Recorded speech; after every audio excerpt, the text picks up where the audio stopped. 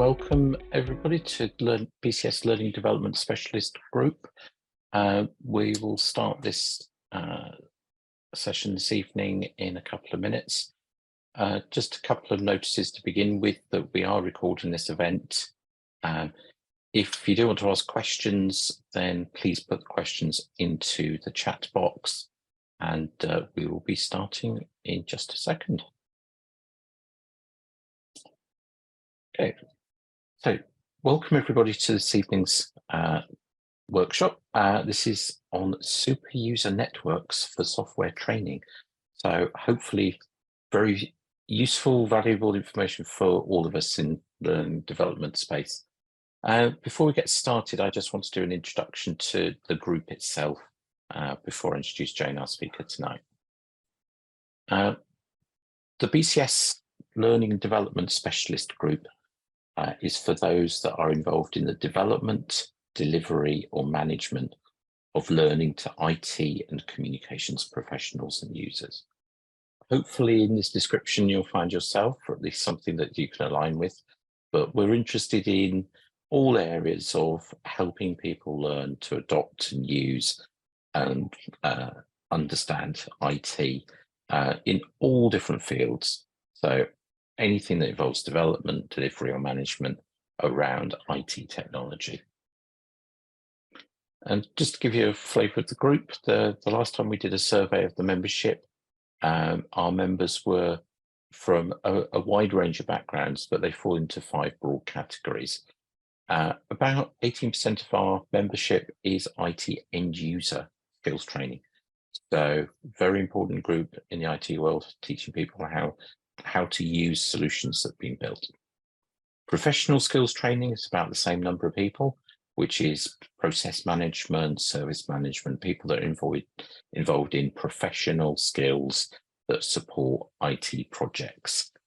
16% are involved in IT technical skills. So we classify that as sort of getting to know the products, teaching networking, teaching software development. So proper technical skills training. Around 16% are from the education sector, whether that's in university or just the general education sector. And a third of our membership is just generally interested in IT skills topics. So it could be people that have an interest in skills. Your slides aren't advancing. Oh.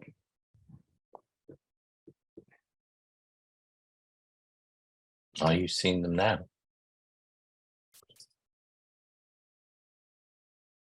Let me stop sharing and start the share.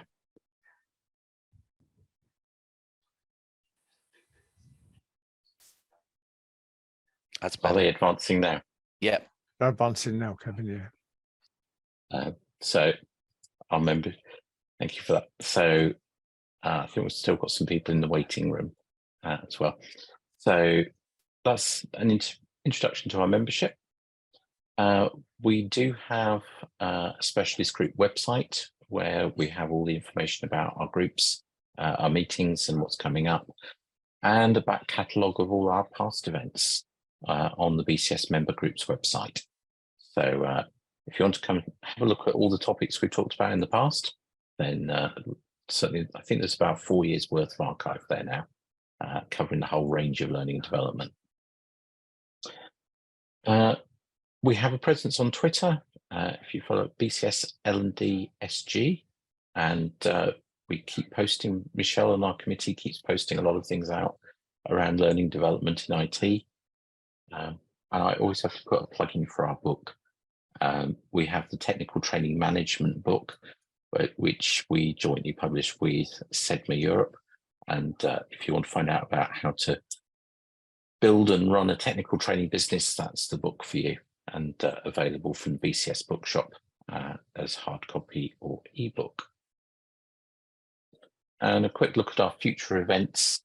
So these are the events that we're currently planning as a committee. September, we're looking at Sophia, which is the skills framework, the information age, which underpins a lot of BCS professional development. Sophia 9 is going to be released next year. Now is the time to get involved with it. So Ian Seward, who runs the Sophia Foundation, is going to come and talk to us about that. We've got Charles from the BCS publishing team coming to talk to us about how to write a book, which something Jayne already knows about in detail. But if you'd like to write a book, then we'll do a session then. And November, we're hoping to line up a digital credentialing masterclass with one of the world experts on digital credentialing. So stay tuned, listen out for our announcements, and hopefully we'll get confirmation of all of these up on the website in the coming weeks. He's so happy. If you have any suggestions or other ideas for events that you'd like to see us run, then here's my email address. Please drop me an email or contact any of us on the committee. But very keen to hear what you'd like to hear more about in the learning development space. So with that, I'd like to introduce Jayne Mather, who's our speaker for tonight, who has just published through BCS Publishing a book called Super User Networks for Software Projects. I've got the privilege of being able to read the early synopsis of this and thought it was something that is going to be really valuable for the learning development community. And it's great to see this finally come to completion. So really great job getting the book together, Jayne, and looking forward to your talk this evening. And I'll hand over to you now. Thank you so much, Kevin, and to Gary as well. So groups like this are so important for us as a community to share knowledge. So I'm really delighted to be here. Thank you so much. Yeah, so I'm just going to start off with just a little bit of a story about me, and then I'm going to talk a little bit about the book and show you some slides about a model that I've come up with. Again, I think and hope will add value to our industry. So I've always been involved in IT skills training. So I've been quite lucky that I've been able to somehow carve a little niche for myself in digital transformation, new technology, implementation of software. So I'm going to start off by taking you way back to the 90s. And I want you to imagine for a second, I'm in my office and I have this huge desk, because we needed a huge desk back then. And on my desk, I had a paper diary, a paper calendar. I had, if you remember, one of those Rolodexes with cards in, and that was where I kept all the customer details and telephone numbers and fax numbers. And that was the modern equivalent of our CRM system. And then I had a telephone and my fax machine. I had a typewriter, an actual ink ribbon typewriter, and I had no computer. So that's how old I am. And how far I go back in kind of office world. I'm from the days of typewriters and fax machines.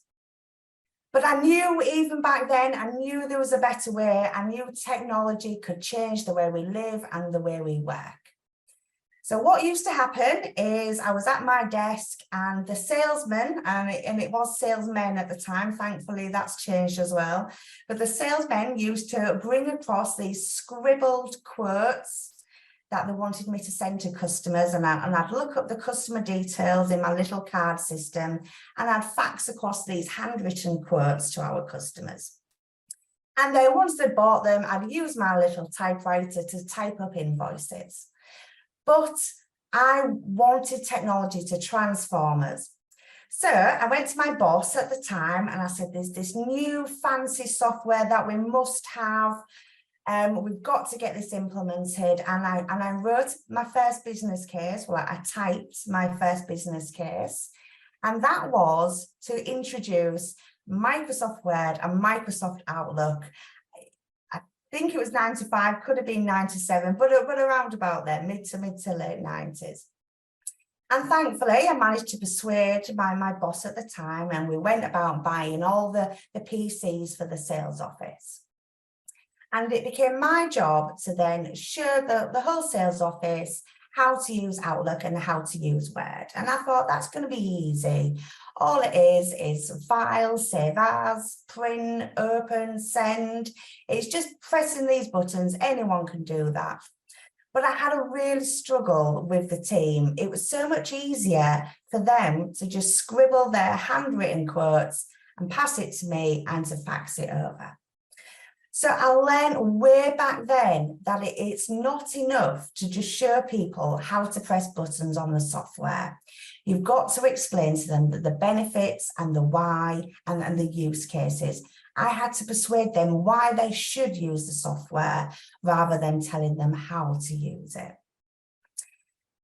But I did it eventually, and I had I'm going back another 15 years from that. I had exactly the same situation where it became an online CRM system, and I had to train salespeople again how to use the CRM system. And they didn't want to do it. It wasn't enough for me to show them what buttons to press. All those salespeople wanted to do was go out with their paper diary, their paper catalogue, and go and sell. So I learned it's about getting them engaged with what benefits it is to them, what benefits it is to the organisation, and why they should do it rather than how. So if you get the why right, the what and the how will follow. So I've implemented Word, I've implemented Excel and Outlook, and then I moved on to other projects. So then again, staying way back in the past. So I'm sure some of you on the call today will remember those awful mainframe systems, and it was those black and green screens with the blinking cursor. And my next projects were about implementing ERP systems to replace them. Mainly SAP was where my background is.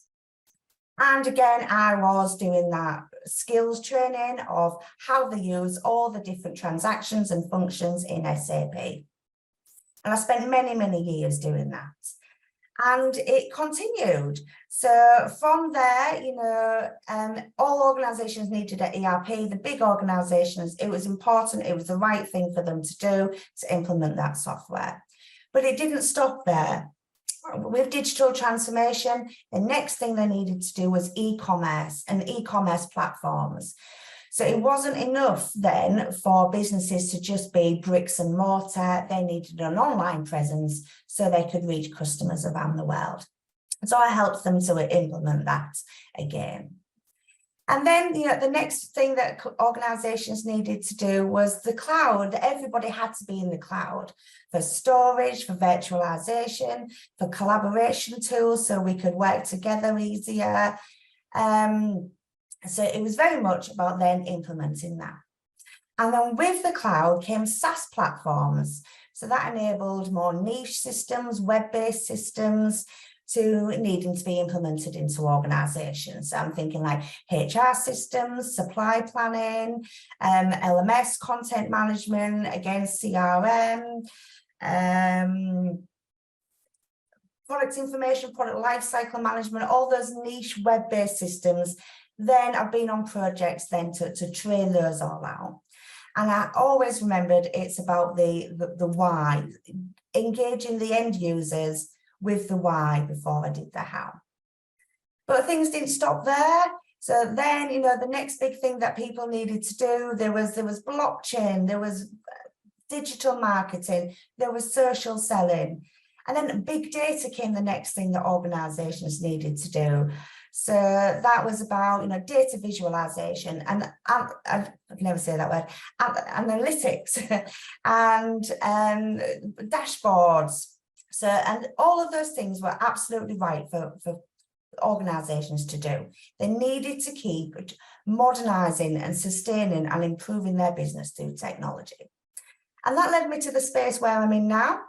So I'm very much helping organizations to implement intelligent automation, so robotic process automation, artificial intelligence, machine learning. So I've been very lucky. I keep finding myself in the right place at the right time to implement new technology.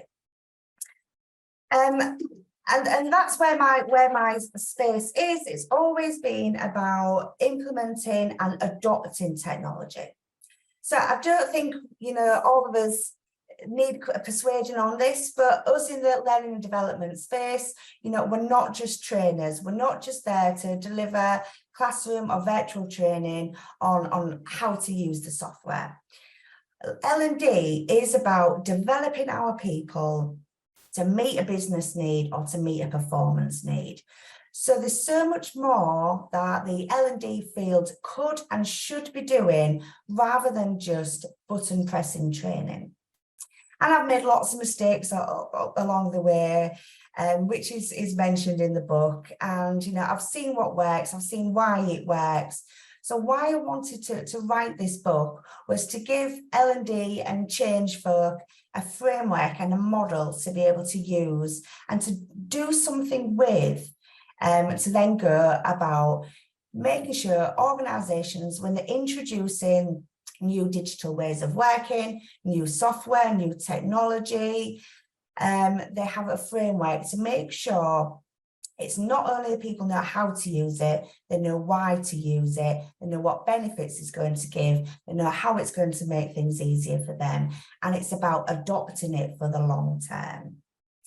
So if you think about that journey from the 90s with Word and Excel and Outlook, through all those different software and all those technology advances I mentioned, to where we're in now with artificial intelligence, very on trend, you know, that pace of change is not going to go away. Technology is going to keep on advancing. Digital transformation is still going to be at the top of the agenda, and it should be for organisations who need to stay competitive in the modern world.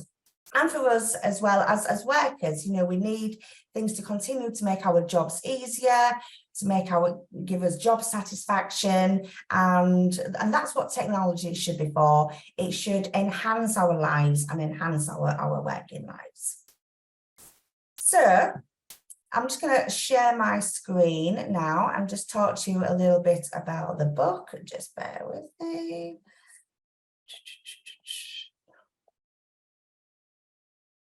Here we go.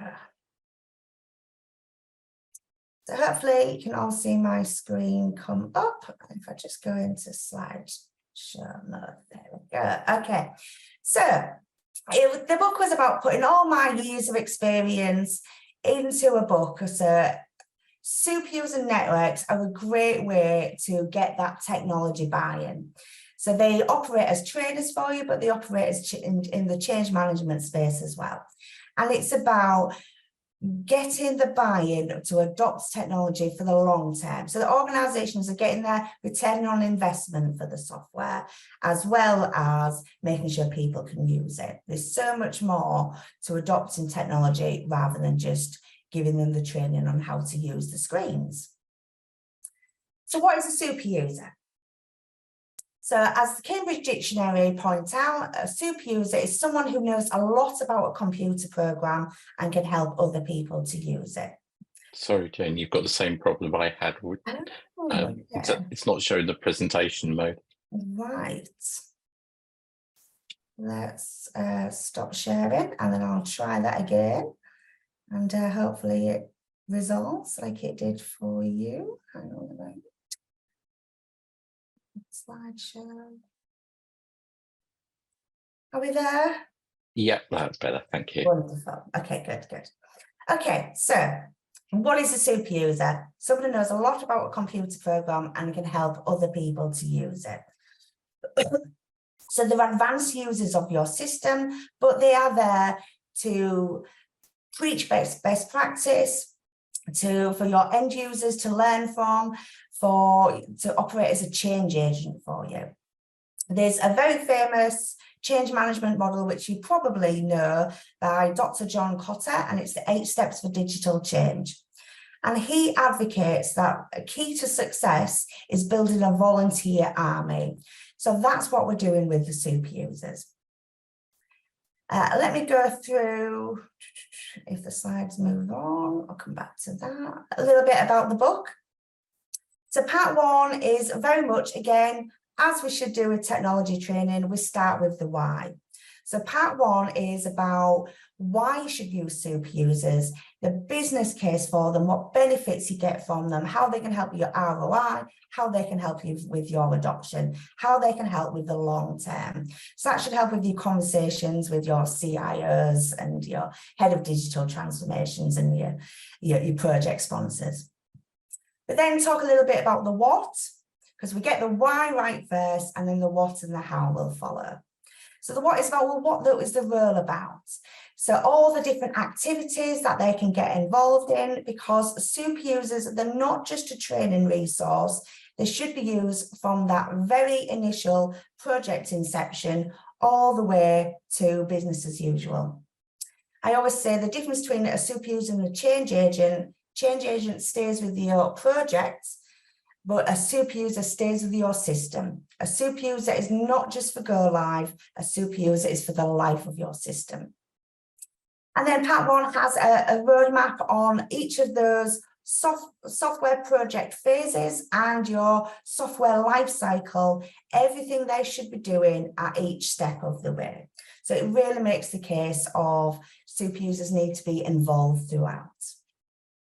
Part 2 is then a very practical guide about how you recruit your super users, how you set up them working as a community of practice, how we develop them, how we do our change management plan, our training plan, our communications plan, how we should deliver training, how we should develop our e-learning or our training materials, how we should do our evaluation. And evaluation for software, I advocate, it's not just about how did the training go, it's does my system do what it's meant to do? Is my organisation, my leadership supporting with the culture that enables us to embed the new behaviours and ways of working? So there's a real holistic approach there to the evaluation. It's not just about training. And again, a little bit more about the software development lifecycle. Part 3 was influenced very heavily by British Computer Society. So it was very much about, they wanted me to prove why it worked, why the super user networks are the thing that we should recommend for implementing software. And my answer was, I've been doing this a lot of years now. I've seen it work. I know it works, but I needed to prove it. So I really enjoyed doing this research. So it's about, the theories and the models that already exist for change management, which I'm going to show you one in a moment that I've written as well, particularly for the book. And then it was about how the brain learns, how we can apply neuroscience to the super user model, how we can apply the theory of how adults learn, how we can apply the latest thinking around knowledge management to the role that super users can play. And then the chapter that I really kind of liked was looking at some very famous companies and why their projects have been reported to have failed. So that might be, there was no user acceptance for it. It might be that it wasn't delivered to budget or delivered on time. But it looks about why those projects failed and what we could have done differently, super users, and it makes the case of what the difference they could have made.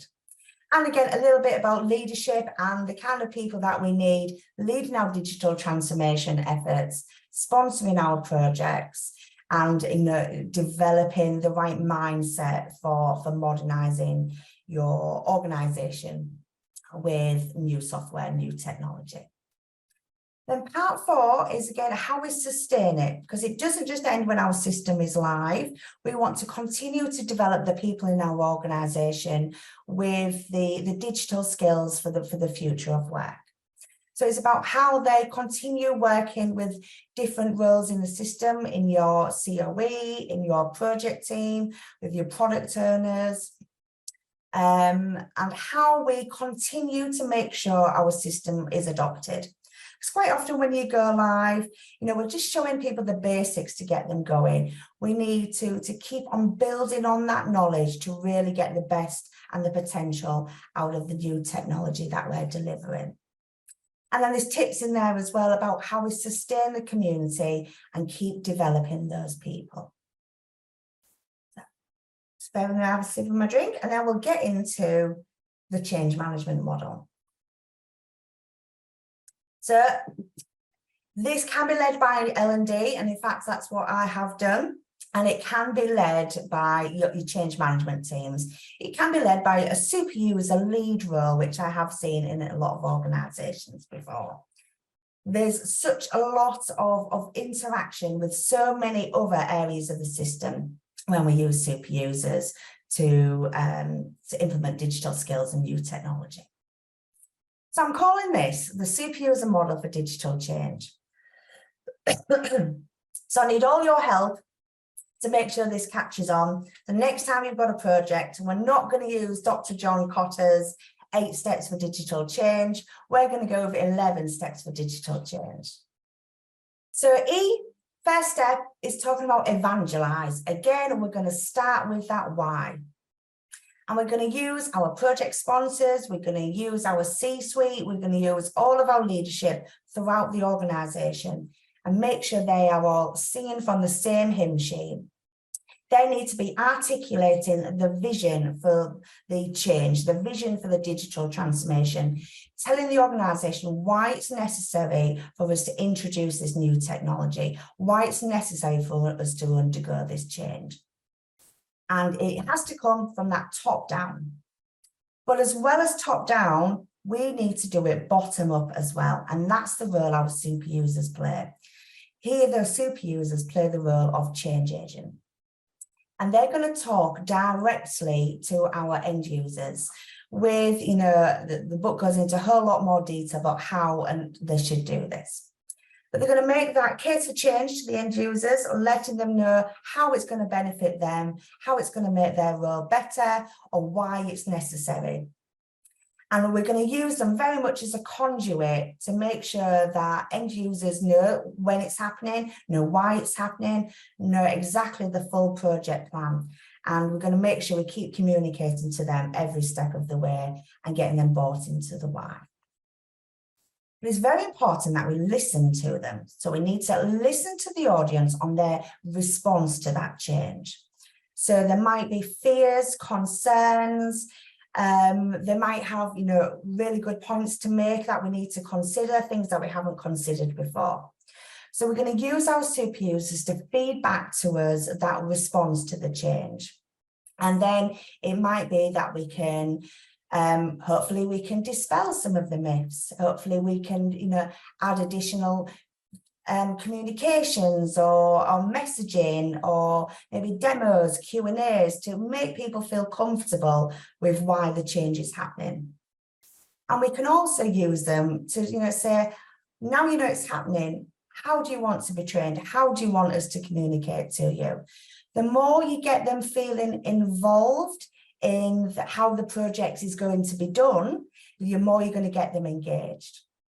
With projects like this, it should be done with the business and not to the business. Next, we're going to listen to our super users this time. So this is why super users need to be involved from the very start of the project. They are not just a resource to deliver your training courses for you. Your super users, we've recruited them from the different areas of the business, and we've recruited them because they were already experts in what they do. They were already seen as the go-to person. They already had, a lot of knowledge about, their particular area. So we're going to use them in kind of a consultant role to our project team, to our project managers, to our developers, to our business analysts. We're going to make sure all those key roles in the project are listening to our super users. They are going to be soliciting them for advice on how the business process should be designed, how your configurational layout should be done, for your user requirements. They're going to be the first people to see how the system works in the real world. And super users are hugely important to give that playback to the people building or configuring your system, depending on whether you're building it yourself or buying it in, because they can then know exactly how that's going to work for your real life use cases in the business. And that can have huge benefits. I've seen many times, you know, during the training, you know, the system's already built, it's signed off, we're doing the playbacks or training, and everybody's like, oh, I wish it did this, and why can't it do that? And why is that option in the drop down? That's not how we'd use it. So we need to get all of that information up front to make sure we're giving the business the right solution for the real life use cases. Moving on to educate. So we're going to have a comprehensive upskilling program from our super users, right from, again, that initial project inception all the way through to the development in business as usual. So we are going to make them advanced system users. We're going to give them lots of training on the system. Whereas with your end users, you want to train them as close to go live as possible, so there's no knowledge dilution and forgetting. We are going to do that much earlier with super users and really build on their skills with the training so that they are expert users in the system by the time we go live. But as well as that, we're going to give them change management education. We're going to give them skills on how to train, how to deliver training, and how to develop training materials. We're going to give them other skills such as testing, you know, all the project related best practice, you know, agile, validation, documentation, and etc. And then this is where we're going to use our super users to educate our end users. So we're going to make sure that using best practice methods, all covered in the book, and super user guidance, we're going to be delivering training courses to our end users. So we know that they can then do the basics they need. As soon as we go live, they can get on and do their job straight away. Now, I've seen so many times businesses just using super users for this step, just for the training, but the book, again, it tries to make that compelling case of all the other value-added benefits that you can get from super users. Moving on to validate, step 7. We've gone live. We are going to make sure we are tracking all of our results. That's our training and evaluation. We're going to be monitoring benefits realization, going back to that original business case. Are we getting the results we wanted as to why we've introduced this technology? You know, validating the software. Is it fit for purpose? Is it doing what we said it was going to do? And lots of other things. Have we got the change acceptance? So we're really going to validate that everything's happening as it should. Have we got the process adoption in place? So there's a lot of data that we're going to be gathering there, and super users can play a huge part in that. So once we've gone live, there's a whole lot more for them to do. Because then we're going to execute on that. So we've got all of that data from evaluation, from benefits realization, from our software validation, and we're going to build an action plan to make sure we are tracking and executing on actions to build on our process knowledge, to build on our change acceptance, to enhance our system capability. So it's doing what we wanted it to do. So super users are going to be responsible for that action plan, as well as our leaders and our managers. I talk in the book on your super users can play a huge part in it, but it's managers and leaders who ultimately should be driving the change. And my favorite part of it is nurture. So again, it doesn't stop once the system is live. We're going to make sure we are nurturing our software with ideation, with defect resolution, with enhancements, with improvements. You know, are our users having to come up with workarounds because something's not quite working as it should? Is there lots of requests that we maybe couldn't have in scope during the original build? We're going to keep on delivering for our users so that they see we're committed to the system and we're committed with those reasons why we implemented it, to deliver that benefit for the business or to deliver that benefit for the users. And then we're going to nurture the organization. So step 10. So technology gives us huge opportunities. So it may be that we've implemented automation, or we've implemented a new CRM system, a new data analytics system. So that almost then becomes, actually, there's so much more we can do now. We never had this feature before. We never had this data insights before. We never had the opportunity to use automation to free up your humans before to be able to do other things. So that might involve problem solving. It might involve adapting our culture. It might involve adapting our ways of working. It might, fingers crossed, mean that you can allow a 4-day week, or more flexible working with the technology that you now have. We're going to keep on nurturing our organisation, our culture, our organisational design to fit the future of work that our new technology now enables us to have. So always think about, well, what else can we do? What opportunities is there to continue to modernise and sustain our business? Because that's what digital transformation is for. And then lastly, we're going to nurture our super users. If you think about it, from all that experience that they've got on that project, all those new skills we've given them, now they're not only experts in the system, they're experts at delivering training. They are experts in change management and communication. We've seen that they have a flair for leadership and leading best practice in the organisation. So that actually becomes a really valuable talent development programme for the business. What we've ended up with then is a group of engaged people, and we need to retain that talent. So we're going to keep them being accountable. When they go back to the business after the project is live, they stay as super users with the system, and they stay with additional responsibilities. So they'll come back with new skills and new responsibilities. We're going to empower them to continue delivering training. So again, we want to evolve the user maturity so that we are building on those skills that they had at Go Live and continuing to educate them on the potential that the system has. We're going to give them the responsibility for process improvement, process re-engineering, problem solving, for improving cross-functional collaboration. We're going to continue to develop those super users and continue to develop those careers. And that's a huge asset to the organisation. Last bit here about the super user education model.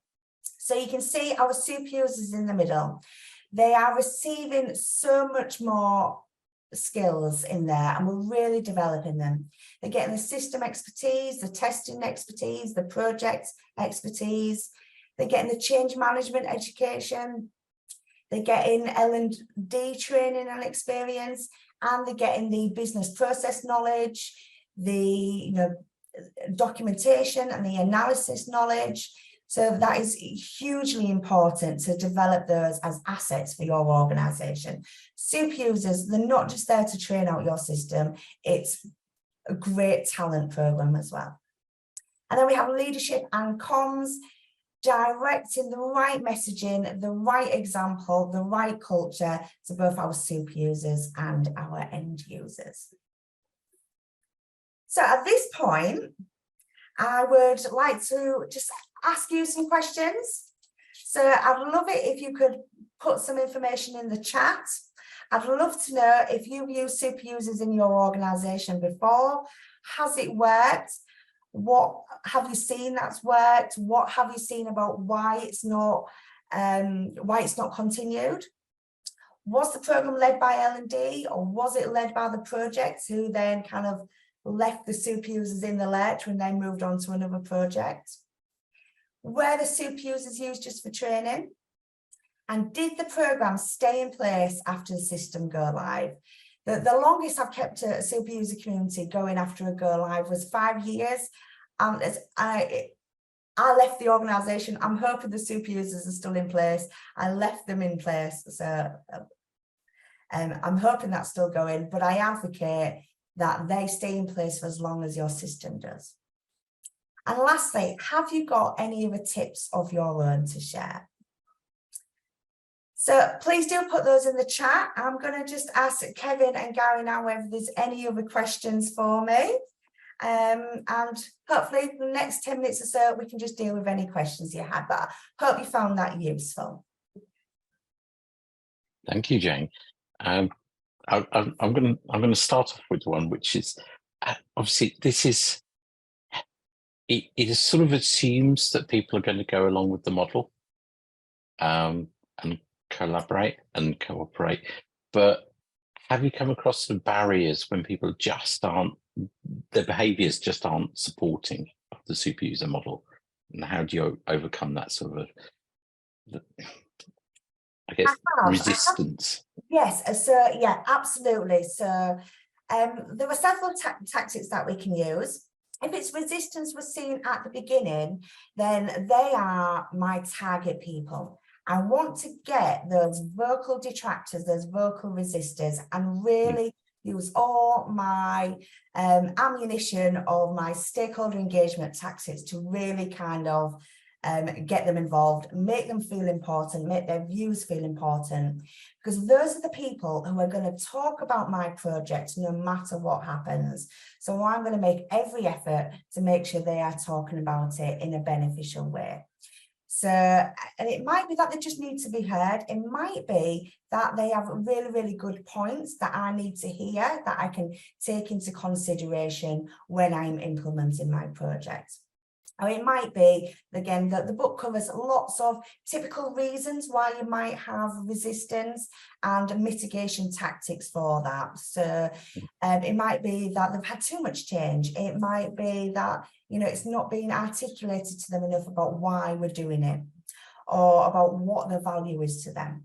So that's the resistance from people impacted by the change. I've also seen previously as well where I haven't had leadership and managers supporting me in the change. So I've had a system being rolled out. It was very much around kind of sales, appointments, leads, marketing, that type of thing. And one time people came to me and said, Jane, people aren't using the system. Can you go out and train them again? And I was like, why do I need to train them again? So I held focus groups. And it turned out that the end users, they told me, said, Jane, I was using the system. I was entering my leads and my opportunities and my pipeline and my appointments. But my boss was just asking me to put the same information on an email or on a spreadsheet. So I thought, what's the point in doing both? So I found that it wasn't about how to use the software. It wasn't that they didn't know how to press the buttons. It was because I hadn't done enough to get the leadership and the managers bought in with the why. So then it was about me really targeting that group rather than the software users to get them putting the right messages out there to get them driving the culture, driving the right behaviors. And that's why I say ultimately, you know, success will rely on them. So they're very much now part of my training plan, again, learning from them at that mistake and make sure I very much get them engaged with how they should be driving the right behaviors in their teams once that system is live. So I hope that's just a couple of tips there for answering that question. Yeah. No, that's very good. We've got a comment from Henry who said, we recently created a super user team, LNWH NHS Trust for Cerner ERP implementation. So yeah, sounds like there's some good case studies around there. Gary's put a question there. Do you have any tips to overcome resistance in companies where senior management see IT as a cost to be minimized rather than IT as a business enabler? Okay, yes. So I've had it a little bit I've had a resistance on people not wanting to release super users as well, because, you know, that's then a cost in those roles having to be backfilled, for example. So I very much covered that in the beginning about that business case that you make for the super users. So it increases your chances of success at project delivery, to on time, to budget. So it's about educating the leadership about the risks of not using super users versus the risks of having them. So it's about using super users for risk management, for identifying your risks, for mitigating those risks. It's for using them as a resource, especially if you've got a huge end user population. You know, if that onus on training them lies with a small training team, then, you know, it's really hard to get through all the training for all of those users and still have it as close to go live as possible. Super users are a way of you accelerating the rollout of, you know, multiple courses, multiple business functions, multiple locations. Yes, so, and then again about kind of the IT, you know, I'd like to think that they're the ones driving the need for the new technology and the new software. And, you know, certainly they should. But, you know, we can do some things in L&D to make sure we are influencing the right innovation mindset, the right digital mindset. So as much as we here in L&D are here to provide software training, IT skills, digital skills, we also need to be providing leadership development and management development as well around the right mindset. Servant leadership is a brilliant one in this kind of area, in, you know, making sure they are thinking about employee experience, about how to consider the future of work and the future of the organisation if they want to remain, again, competitive and sustain their business. So again, there's a role L&D can play in that, and again, it enforces that reinforces that concept of we're not just trainers, we're not just here to show people how to press buttons in the system. We are here as enablers to get the right culture and performance in place to drive the business forward. Great, thank you. Question about, do you have any case studies? There are a few case studies in the book. So there are many from my experience and things I've observed through many years in that kind of niche area. But there are also some, again, more famous examples that you might have heard of around, a lot around ERP projects that have failed. For example, Target in Canada didn't migrate across all their master data, and I think they went live with something like only 20% of their data being correct. Hershey's did a project for ERP, and it had such an aggressive project timeline that they ended up going live when users hadn't been fully trained. It went live at one of their busiest times of year, when their demand for their supply was at a height, and people, they didn't know the system well enough to keep up with the demand. So I've not been in such a senior position that I'm the one who holds the budget strings yet, but I'm very much an advocate for make sure your go live date is set for when we can get it right, not just get it fast. Ideally, we can do both. And again, super users can help us accelerate that rollout. But if you go live at the wrong time, if you go live without users being bought in, if you go live with still defects existing, if you go live without your users trained, then you're only going to set yourself up for failure anyway. So yes, there's lots of case studies in there and a bit of research about, why things haven't worked. And again, using not only my opinions, but, research and, models and frameworks that I've found that can work to, again, mitigate those issues. Quite an interesting question here. Have you ever had a project where users are trying to build the system around their processes rather than streamlining the process around the system being implemented? Yes. Have you used super users to help with this change? Yes, so super users, very traditionally used in the SAP world, and I've seen that a lot. And to me, it has to be a balance. I've advocated the balance. You don't want to build a system that is completely bespoke, completely, custom code in there. There's got to be a bit of adapting your ways of working to fit the technology to make sure that system is sustainable for the future. So as you update it and upgrade it, that we're not setting ourselves up for failure by having too much complicated code and infrastructure behind it. But where we can, where it's easy for us to be able to influence what the UX looks like, what the configuration or the layout looks like. Again, the ones that's not going to require a lot of custom code in there, we absolutely should be listening to the super users.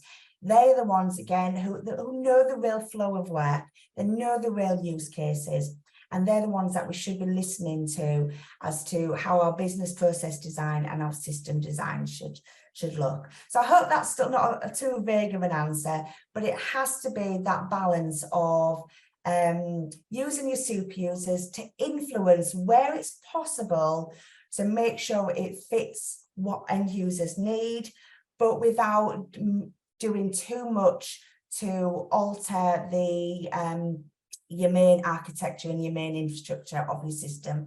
Keep it as standard vanilla as you can, and alter your configuration, your layout as possible, and then problem solve. If there's conflict about how something should be done, and I've seen it a lot of times between the system consultant saying this is how the system does it, and the business saying this is how we want it to work.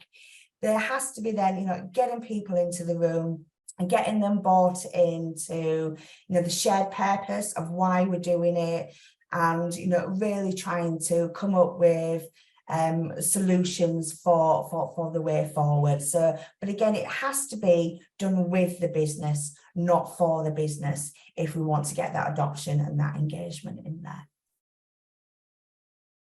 Great, thank you. And just say, anyone else got any questions, please either put them in the chat, or if you're brave enough, open up your mic and feel free to ask the question live.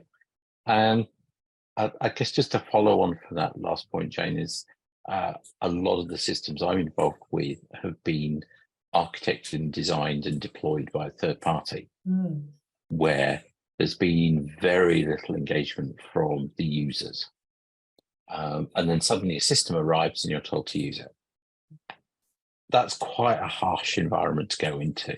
How do you adapt the model to work with that?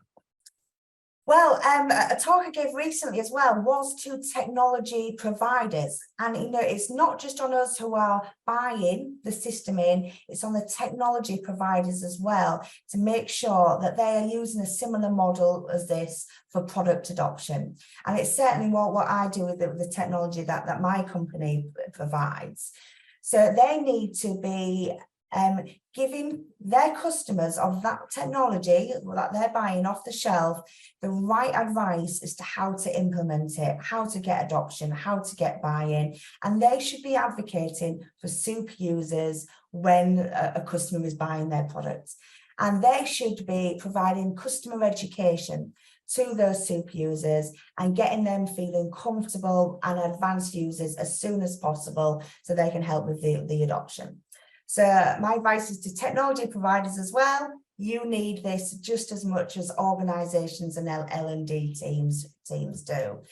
But, sometimes we do buy off the shelf products that, we can't change, but that's not to say we still can't use super users for the change management, for the training materials, for that continuous accountability, for driving the right behaviors and the right ways of working once we are live.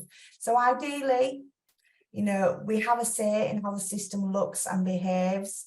If not, the technology provider needs to be still doing as much as possible to enable organizations to adopt that software. And if not, there's still a big area that super users can have influence in how we accept that system into use. Great, and I love the connection. Going back a very long way, this learning development specialist group actually started as a result of people from the business change specialist group who were particularly interested in this domain of sort of how do we use learning to help encourage adoption and help us with the change process. So it's great to see that really brought to life and actually have a reference to go to. That it's something that we've not had before, but it's a founding principle of the group. Was learning is the most important part of any change project, and it's absolutely essential that we adopt that.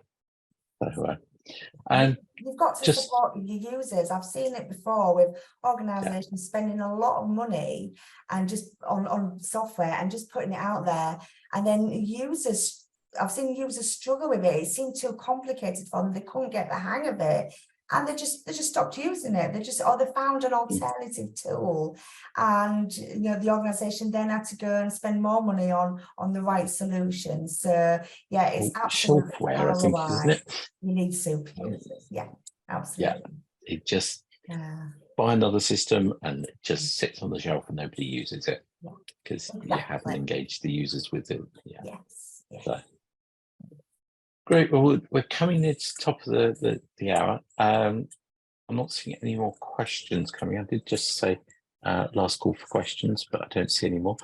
So I think with that, I'd like to say, Jayne, thank you very much. Very helpful session, very informative. I think really valuable book. I've really enjoyed watching this sort of go from concept through to release. Thank you so much for your support and thank you for having me. So if I'll just quickly plug there that the book is available on Amazon and you can find it on the British Computer Society shop as well. And feel free to connect with me on LinkedIn, and I'm on TikTok as well, but I'm very new to TikTok. So if you've got any tips for me there as well, you can help me adopt that technology. You can help me with that one. I'll find you a super user. Yes, exactly. Yes, that's what I need. So thank you, Jayne. That's been a really good session, and lots of comments coming in saying thank you for that. And I'm just posted a link to the book as well. So please all go and get a copy of the book. There will be hopefully the recording of the presentation will be posted on the BCS YouTube site in about a week. And thank you, Jayne. And I say, please keep in contact with Jayne, and look forward to seeing this just become something that we reference far more often. It's a really important part of the learning development space. So really appreciate your time tonight, Jayne, and thank you everyone for joining, and I hope you have a good rest of your evening. Thank you, everyone.